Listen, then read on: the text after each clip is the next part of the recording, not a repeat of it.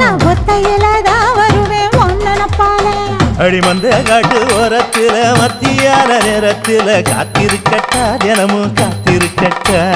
வெள்ளச்சோள சோறு வச்சு காண பூவையல் அரைச்சி ஊட்டி விடட்டா உனக்கு ஊட்டி விடட்டா.